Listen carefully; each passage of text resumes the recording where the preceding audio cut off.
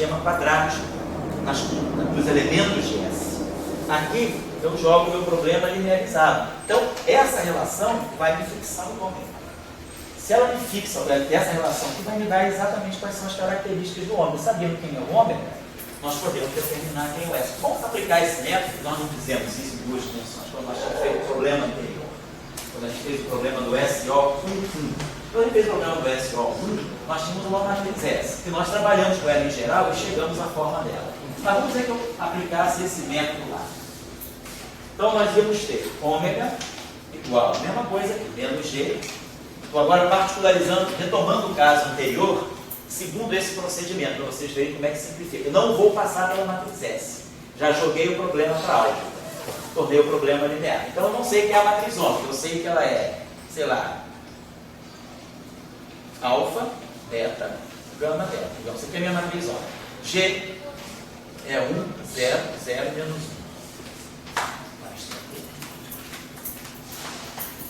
1. Ômega transposto é alfa, gama, beta, delta. E G é 1, 0, 0, menos 1. Eu vou deixar então o problema das 3 dimensões para vocês agora encaminharem a partir daí. Com essa relação aqui, vocês vão determinar quem é a álgebra. Determinando quem é a álgebra, vocês vão exponenciar e vão ver quem é o grupo. Muito bem, vamos lá agora ver essa relação. O que isso aqui também diz? Esse produtinho aqui, ele vai me dar alfa menos gama, beta menos delta. E aí agora, fazendo isso vezes isso, vão ser alfa menos gama menos beta delta. E o sinal? Oi? É um sinal menos, aqui, obrigado. Vou botar, tem um sinal menos que o Pico levantou, e olha, é menos aqui, mais aqui, menos aqui. Então nós temos que alfa é igual a menos alfa, delta é igual a menos delta. Então alfa é 0, delta é 0. E gama é igual a beta, beta é igual a gama. Então eu tenho um parâmetro só. Então esse nos diz que o ômega é exatamente aquela matriz que nós tínhamos. Ela vai ser 0, um parâmetro aqui que eu posso chamar de, é qualquer coisa, eu chamei de psi, 0. Mas olha, isso aqui é justamente, ômega é justamente psi vezes aquele nosso si. Então fica muito mais fácil, né? Não precisa aquele sistema, fazer aquele truque, multiplica por isso, né? A gente joga todo o problema para a álgebra. A álgebra, quer dizer, isso aqui é a condição de isometria vista pela álgebra, não vista pelo grupo. É a condição de isometria implementada na álgebra. Por isso eu determino a matriz. Então o parâmetro está aqui, ó. E aí eu recomponho o problema anterior fazendo esse cálculo aqui. Então, aí eu sim, eu vou exponenciar essa matriz, mas essa matriz aqui é fácil de exponenciar. O quadrado dela é 1, a terceira potência dela é ela mesma. Então, essa matriz, exponenciando essa matriz aqui, a gente ganha automaticamente o S do problema, no caso anterior. Cosseno hiperbólico, seno hiperbólico, seno hiperbólico, cosseno hiperbólico de psi. Então o problema fecha de uma maneira mais rápida. Então esse é o truque que a gente sempre usa quando a gente quer determinar um grupo de isometria. Não determina o grupo, leva a condição de grupo para a álgebra. Trabalha a álgebra, que é uma relação sempre linear, que lineariza a discussão. É um sistema de primeira ordem, então calcula rápido, sabendo quem é a álgebra, exponencia a álgebra. E aí vocês vão ver, nesse problema que vocês vão fazer nessa tarefa das 3 dimensões, vocês vão ver que não vai sobrar no final do dia um único parâmetro psi. Vocês vão fazer vão pegar o problema, vão linearizar, vão usar aquela condição. Daquela matriz 3 por 3, que teria 9 parâmetros, apenas 3 vão sobreviver. Vocês vão mostrar que o resultado final de vocês vai ser uma matriz ômega 3 por 3, que vai depender de 3 parâmetros. Então, o problema de vocês vai ser, agora o que eu queria que vocês fizessem, vamos dizer, o passinho um pouquinho mais ousado para vocês fazerem seria dar a interpretação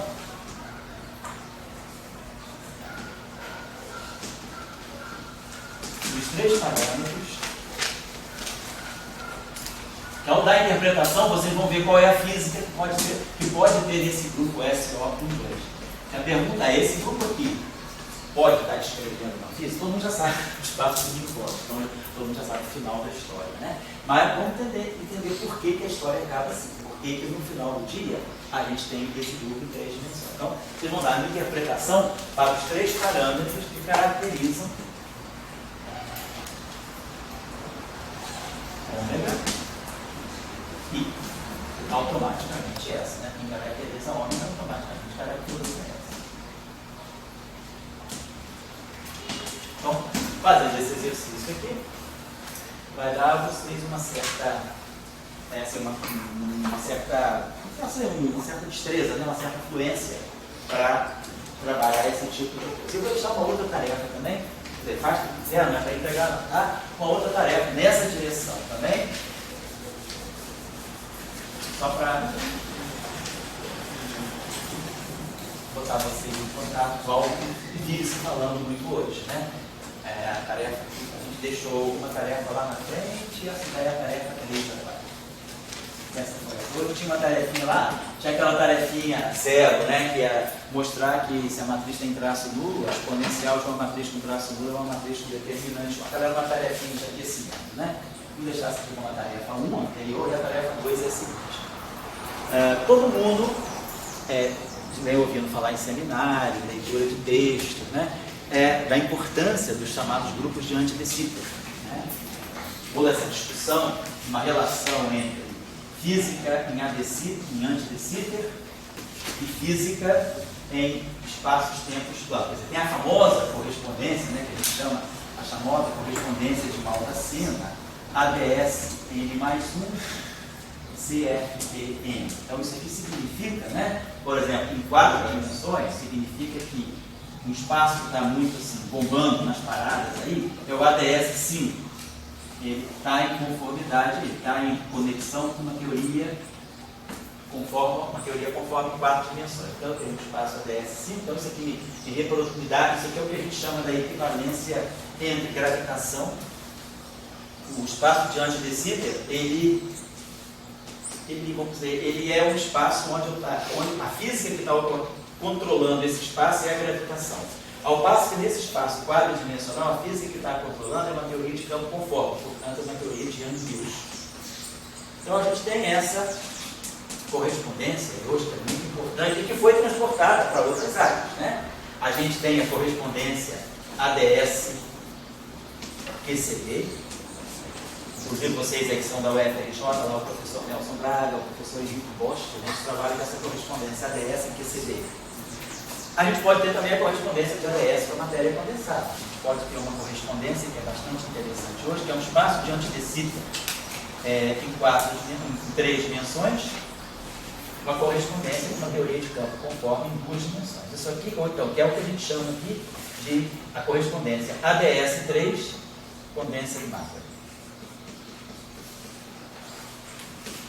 Então, muitos sistemas de física da matéria condensada apresentam comportamento, né, apresentam propriedades, peculiaridades, que eu posso jogar compreensão delas num espaço de De Sitter tridimensional. Aqui são sistemas da matéria condensada bidimensionais, sistemas planares, né? Então, problemas planares em matéria condensada, efeito Hall quântico, efeito Hall quântico estacionário, efeito Hall de Skin, supercondutividade, grafeno. Então, hoje existe uma abordagem, por exemplo, para a física do grafeno através dessa correspondência. O que é uma gravitação em 3 dimensões de De Sitter pode corresponder a uma interessante teoria de Gauge em 2 dimensões e descrever um sistema interessante de física da matéria condensada. Então, esses grupos de esse nome, De Sitter, como é que se escreve isso? Escreve assim. De mesmo, e o nome do gringo lá é De Sitter. Esse De Sitter era um holandês que estudou soluções das equações de Einstein com constante cosmológica. O nome de De Sitter está ligado ao problema da constante cosmológica em gravitação. Eu vou já dizer o que é o espaço de De Sitter para vocês fazerem o exercício. Então, o que é esse? Então, nós vamos trabalhar, eu vou deixar uma tarefa para vocês, que seria, vamos trabalhar o ADS3. O que é esse espaço de De Sitter tridimensional? O espaço de De Sitter tridimensional é Não precisa. Ele é tridimensional. Então, eu estou num espaço de 3 dimensões. Mas eu consigo. Esse espaço é um espaço de natureza hiperbólica. Ele é um hiperboloide tridimensional. Qual é a característica desse hiperboloide? Ele tem essa equação. A gente sabe que a gente pode escrever, por exemplo, a equação de uma esfera, por exemplo, tridimensional, né? x1 ao quadrado, mais x2 ao quadrado, mais x3 ao quadrado, mais x4 ao quadrado, igual a 1. Isso aqui é uma esfera S3. Ela é, essa relação está definida no espaço quadridimensional, então eu tenho uma esfera tridimensional, né, embebida, né, acomodada no espaço euclidiano quadridimensional. Isso aqui me fixa a quarta componente, em função de 1, 2 e 3, então isso aqui é uma variedade tridimensional, mas com uma equação que determina essa variedade tridimensional no espaço quadridimensional. Se eu colocar aqui, por exemplo, duas coordenadas negativas, isso aqui já não é mais uma esfera, isso aqui é um hiperboloide. Isso aqui é um hiperboloide, na verdade, tridimensional. Eu elimino a quarta componente em função de 1, 2 e 3. Isso aqui caracteriza um hiperboloide. O ADS3 é exatamente isso. Ele é um hiperboloide com essas características.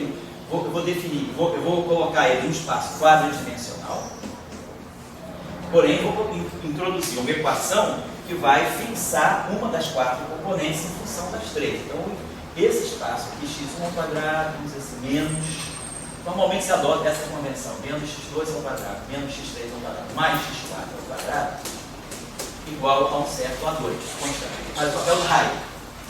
Então eu tenho, isso aqui é a equação de um hiperboloide, eu tenho 2 direções temporais e 2 direções espaciais. Então, essa equação aqui é uma equação que eu posso eliminar x4 em função de 1, 2 e 3. Então, na verdade, essa variedade aqui é uma variedade tridimensional. Então, é isso que é o meu ADS3. É um hiperboloide que satisfaz a essa equação num espaço quadridimensional, onde eu tenho 2 direções temporais, 1 e 4, tipo tempo, né? E 2 direções com sinal negativo, que eu chamo de tipo espaço.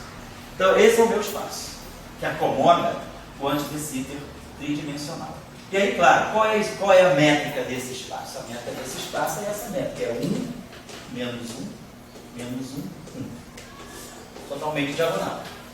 Então, esse espaço aqui, essa relação, então qual é a isometria dessa métrica? A isometria dessa métrica, ela vai definir um grupo pseudo-ortogonal com 2 direções tipo tempo e 2 direções de espaço. E eu vou colocar aqui o S especial. Então, esse grupo aqui é o grupo que nós chamamos de grupo de antidecíper. É um dos grupos de antidecíper. É o grupo de antidecíper que está associado ao antidecíper tridimensional. Então, na matéria condensada, né, se você quer fazer a relação entre uma física de gravitação, um antidecíper tridimensional, e um sistema da matéria condensada em 2 dimensões, é esse grupo aqui que vai definir o espaço, vai definir a isometria do espaço de antidecíper tridimensional. Esse grupo aqui, se eu fizer uma transformação que deixe invariante essa métrica, no fundo eu estou deixando invariante essa equação. Então, olha, quem é essa equação? Essa equação ela pode ser escrita assim, eu já vou dar um intervalo, tá? x1, x2, x3, x4, a métrica de x1, x2, x3, x4 igual a 2. Essa é a equação desse objeto, dessa variedade tridimensional. É essa a equação. Se eu fizer uma transformação que deixa a métrica invariante, né, quer dizer, eu boto aqui um S transposto, boto aqui um S, aqui boto um S transposto, aqui boto um S, e boto um S transposto. Então, S transposto de S sendo igual a S, essa equação aqui não muda, eu simplesmente reabsorvo essas. Eu tenho 4 coordenadas satisfazendo essa condição.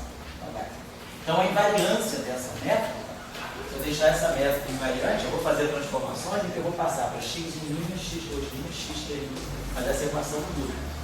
Então, a variedade não muda, ela é simétrica, né, como o Dória estava falando, ela é simétrica sobre essas transformações. Quer dizer, as isometrias da métrica deixam esse espaço invariante. Então, esse é o meu grupo SO22. Então, quando se eu tenho menos, significa que tem um tempo ou aí também é mais abstrato? Não, por exemplo, se eu tiver 2 mais, você poderia pensar, esse é um espaço com 2 tempos e 2 espaços. Mas na verdade não, porque como você elimina essa coordenada aqui em função das outras 3, essa coordenada ela é uma coordenada que não é independente. Então, a dependência tá, que eu posso variar x1, x2, x3 arbitrariamente, e x4 varia em função disso. Mas eu não posso variar x4 de forma completamente independente. Quer dizer, uma das 3 variáveis, uma das 4 variáveis depende de outras 3. Então, eu posso dizer, o que você poderia pensar, isso aqui seria um outro tipo de tempo? Não, porque essa coordenada aqui, se eu identifico isso aqui com o meu tempo, isso aqui com x, isso aqui com y, ou seja, eu tenho um sistema que aparentemente teria 2 tempos, poderia pensar assim, aqui eu tenho um CT, aqui eu tenho um x, y, e aqui eu tenho um CT grande. Mas na verdade, esse objeto aqui, ele é função disso aqui, disso aqui, disso aqui. Então o único tempo que está variando independentemente é esse aqui. Você não introduziu um tempo genuíno extra, você introduziu uma coordenada que é tipo tempo, mas que ela é a função das outras 3 coordenadas. Se você mexer no t pequeno, no x e no y, você automaticamente fixa o t grande. Então você não introduziu a noção de um segundo tempo que poderia mexer com a nossa noção de causalidade. Então, só estou dando para vocês a motivação. Isso é um espaço de antivisível tridimensional. Está ligado? Tem essa motivação física hoje, muito importante para trabalhar sobre entender alguns fenômenos de física de matéria condensada através de métodos de teoria quântica de campos e, sobretudo, métodos de gravitação. Aplicar uma gravitação, né, na matéria condensada não significa que eu tenho um campo gravitacional intenso dentro do material, nada disso. Eu tenho um buraco negro verdadeiro lá dentro. O que eu tenho é uma física análoga, né? Eu tenho algo que se passa como se fosse todo o ferramental da gravitação está aqui. Então eu posso mapear um problema de física da matéria condensada num sistema que teria um tipo de um espaço de antidecida, que é um espaço com constante cosmológico. Bom, exercício. Olha, então sabendo o que vocês estão fazendo, só para não fazer um exercício meramente acadêmico, exploratório, a tarefa que eu estou deixando para vocês é, dada essa métrica do antidecida do espaço que define o antidecida tridimensional, dada essa métrica, encontrar a estrutura desse grupo de antidecida aqui, o SO22.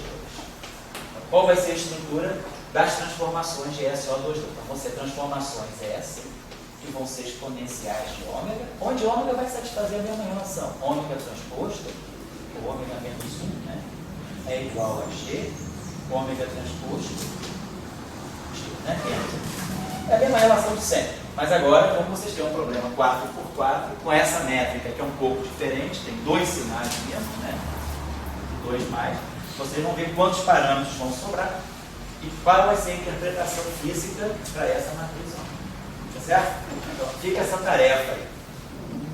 Então, desculpa que a primeira aula não foi nada do que eu pensei, foi simplesmente, mas a gente já adiantou pontos, né, para quando a gente for falar dos espinores em outras dimensões. Agora, na próxima aula, depois do intervalo, 20h30, nós vamos entrar já aqui diretamente, né? Eu nem cheguei a fechar muito bem essa discussão. Tudo isso que o Dória falou aí, que levantou essa discussão, quer dizer, o que nós estamos falando? Nós estamos falando desses grupos. Quer dizer, os espinores, eles sempre aparecem em conexão com grupos de isometria. Então, sempre que eu tiver um espaço, eu tenho uma métrica, se um espaço for métrico, né, eu tenho uma métrica, essa métrica define uma isometria.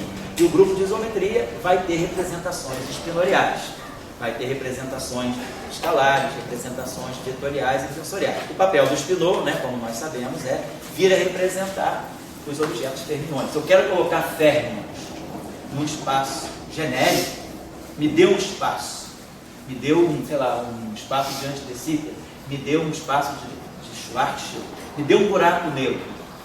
Quero fazer física no buraco negro, eu preciso colocar matéria fermiônica no buraco negro.